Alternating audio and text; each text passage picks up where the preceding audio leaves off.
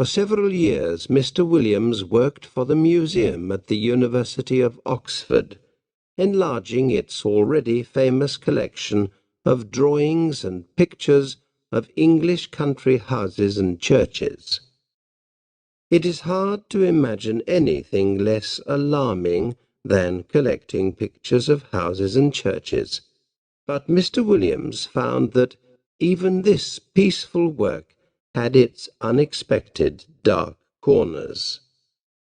He bought many pictures for the museum from the London shop of Mr. J. W. Britnell.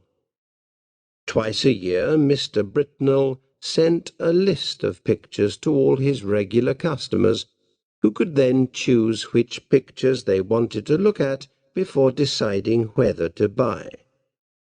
In February 1895, Mr. Williams received a list from Mr. Britnell with the following letter.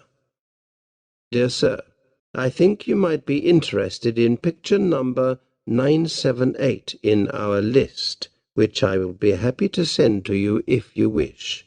J. W. Britnell. Mr. Williams turned to number 978 in the list and found the following note. Number 978. Artist unknown. Picture of an English country house, early 19th century, 25 centimetres by 40 centimetres, £20. It did not sound very interesting, and the price seemed high.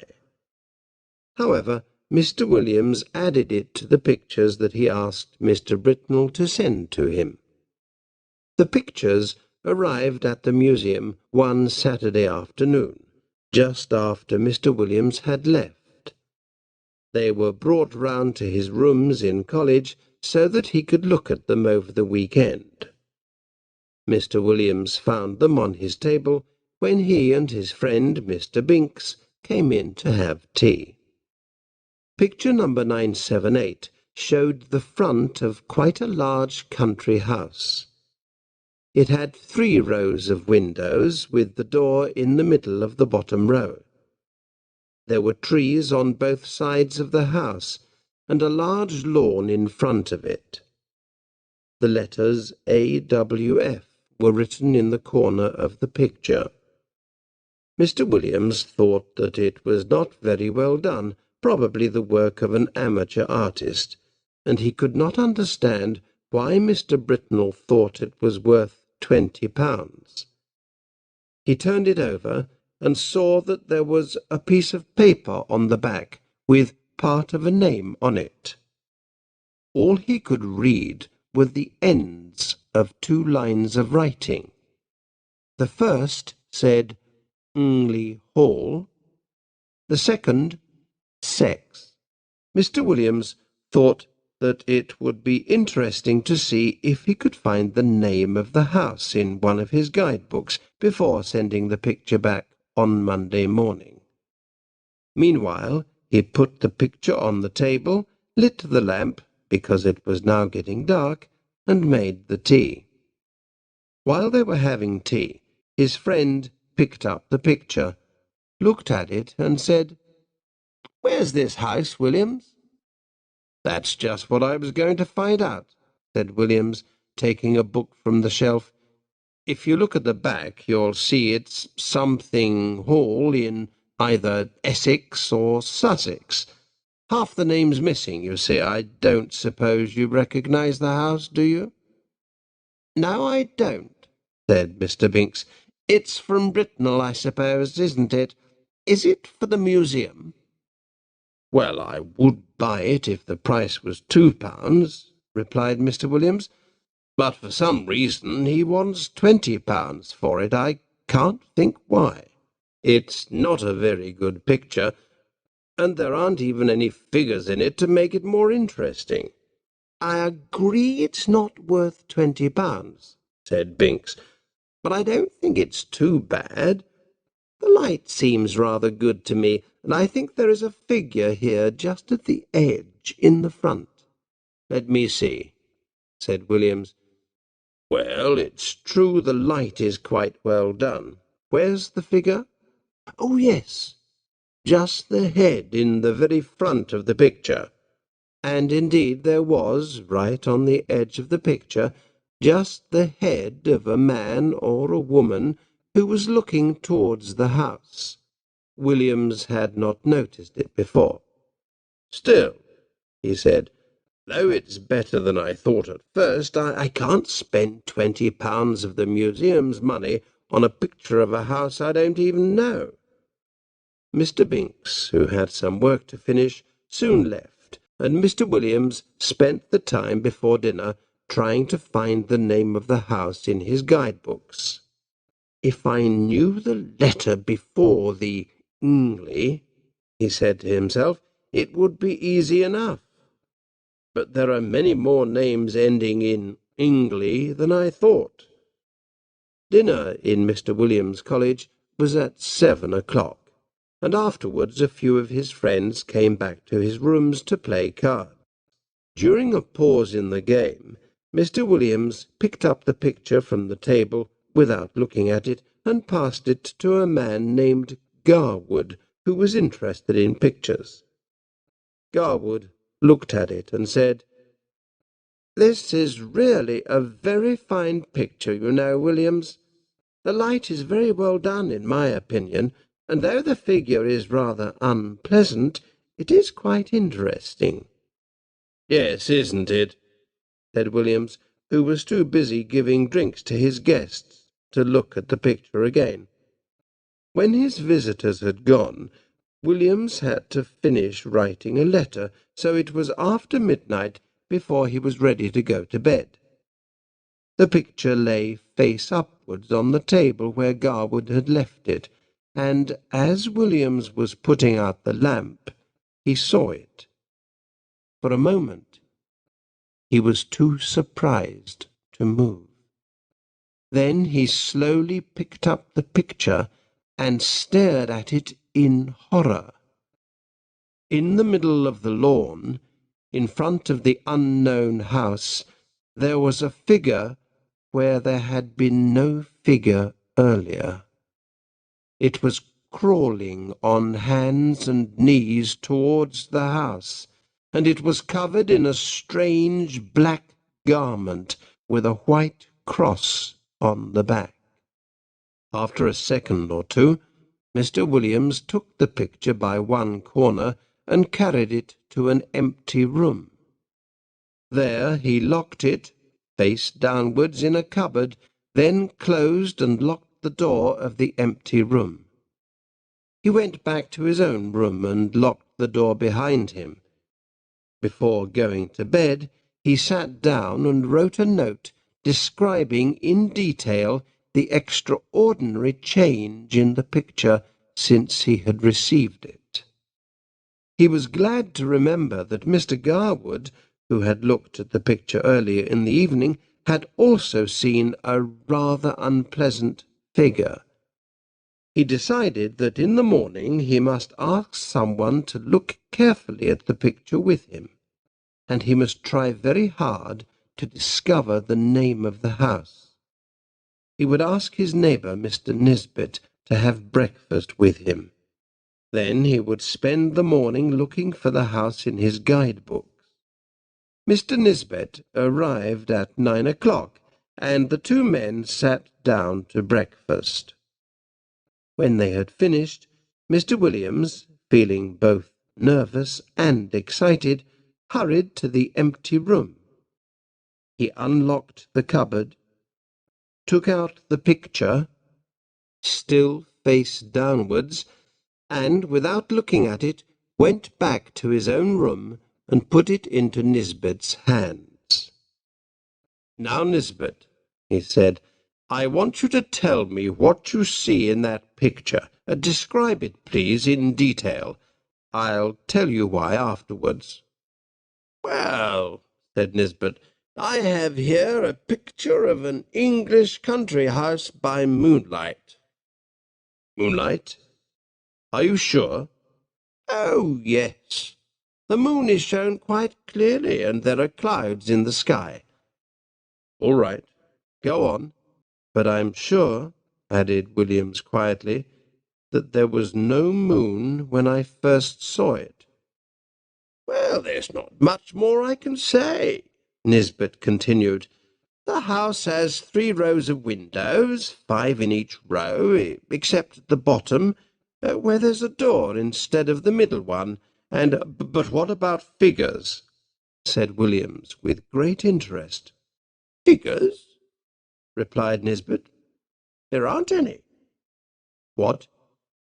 No figure on the grass in front? No, not a thing.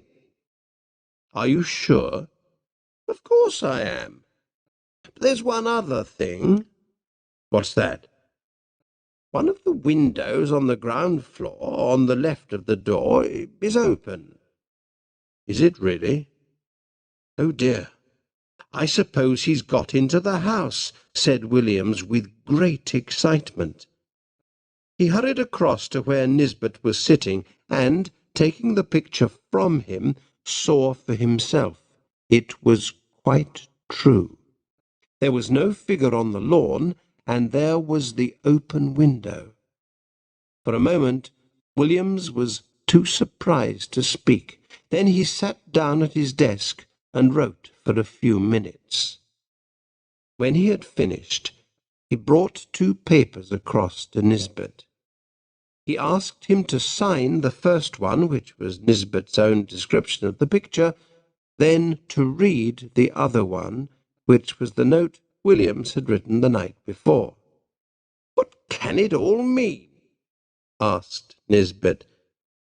That's what I must find out, said Williams.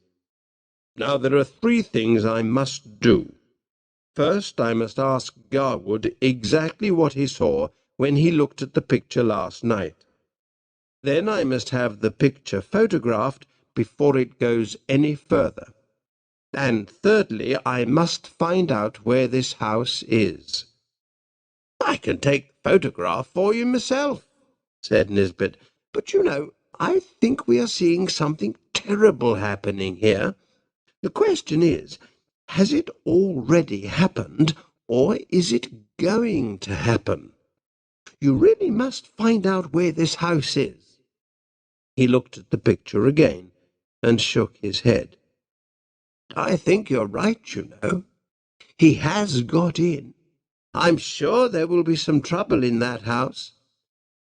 I'll tell you what I'll do, said Williams.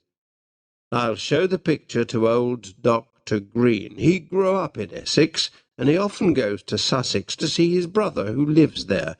He's been going there for years. He must know both places quite well. That's a very good idea, agreed Nisbet. But I think I heard Green say that he was going away this weekend. You're right, said Williams. I remember now. He's gone to Brighton for the weekend. I'll leave a note asking him to see me as soon as he returns. Meanwhile, you take the picture and photograph it, and I'll see Garwood and ask him what he saw when he looked at it last night. He paused. You know, he added, I don't think £20 is too much to ask for this picture after all. In a short time, Williams returned to his room, bringing Mr. Garwood with him. Mr. Garwood said that when he had looked at the picture, the figure was just starting to crawl across the lawn. He remembered that it was wearing a black garment with something white on the back. He was not sure if it was a cross. While he was writing this down, Mr. Nisbet returned and said that he had photographed the picture. What are you going to do now, Williams? Asked Mr. Garwood. Are you going to sit and watch the picture all day?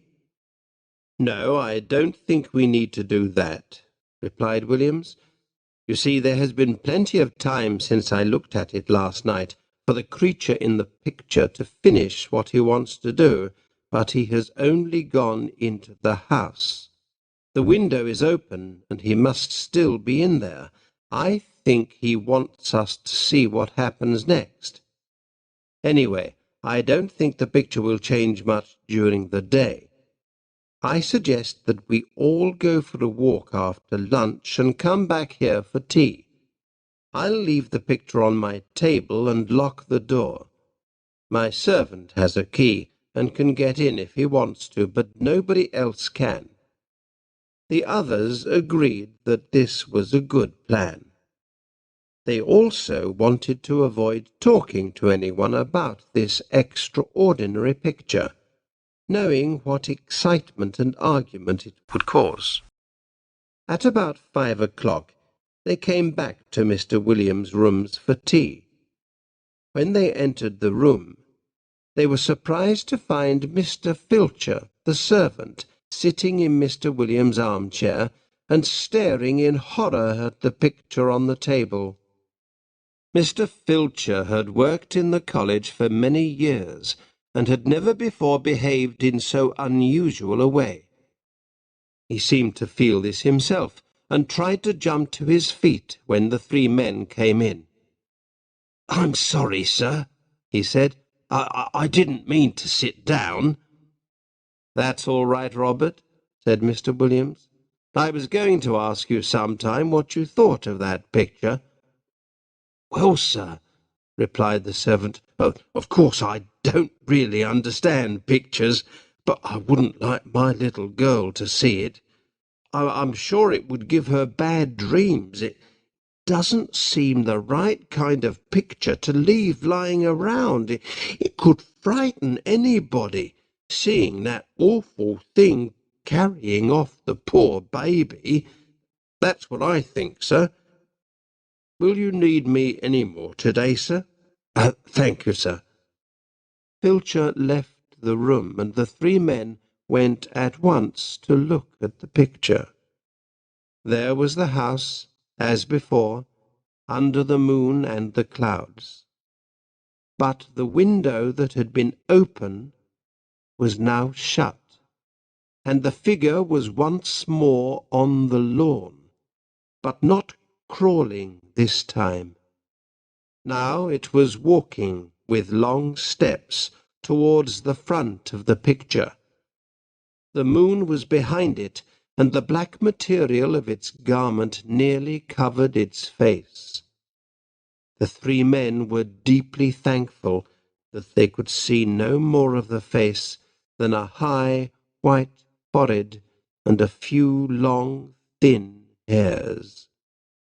Its legs beneath the garment were horribly thin, and its arms held something which seemed to be a child. Whether dead or living it was not possible to say.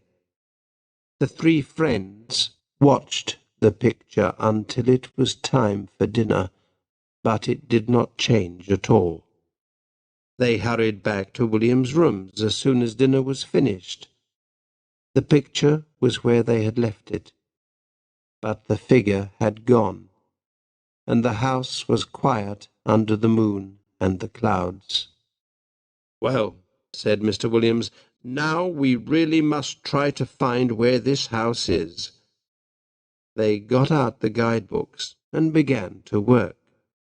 It was nearly 2 hours later when William suddenly cried, "Ha! This looks like it!" He read aloud from the Guide to Essex that he was holding. "Anningley, interesting 12th century church containing the tombs of the Francis family, whose home, Anningley Hall, stands just behind the church. The family is now extinct. The last member of the family disappeared very mysteriously in 1802 while still a child. His father, Sir Arthur Francis, a well-known amateur artist, lived quite alone after that until he was found dead in his house 3 years later, after he had just completed a picture of the hall. As Mr. Williams finished reading, there was a knock on the door, and Dr. Green came in. He had just returned from Brighton and had found William's note. He agreed at once that the picture was of Anningley Hall, which was not far from where he had grown up. "Have you any explanation of the figure, Green?" asked Williams. "I don't know, I'm sure, Williams," Dr. Green replied. "When I was a boy, some of the old people in Anningley still used to talk about the disappearance of the Francis child. They said that Sir Arthur had a lot of trouble with some of the local people coming onto his land to steal his fish and his birds. He decided to catch them all and have them punished, and one by one he did, until there was only one left. This was a man called Gawdy, whose family had once been rich and important in that part of Essex. In fact, some of them had their tombs in the village church too. However, the family had lost all their land and their money over the years, and Gawdy felt rather bitter about it all. For a long time Sir Arthur could not catch him doing anything wrong, until one night his men found Gawdy with some dead birds in Sir Arthur's woods. There was a fight, and one of the men was shot. This was just what Sir Arthur needed. The judge was all on his side, of course, and poor Gawdy was hanged a few days later. People thought that some friend of Gawdy's stole Sir Arthur's little boy in revenge to put an end to the Francis family as well. But I should say now that it looks more as if old Gawdy managed the job himself. I don't like to think about it. Let's have a drink, shall we? The story of the picture was told to a few people. Some believed it and some did not. Mr. Britnell knew nothing about it except that the picture was unusual in some way. It is now in the museum, and, although it has been carefully watched, no one has ever seen it change again.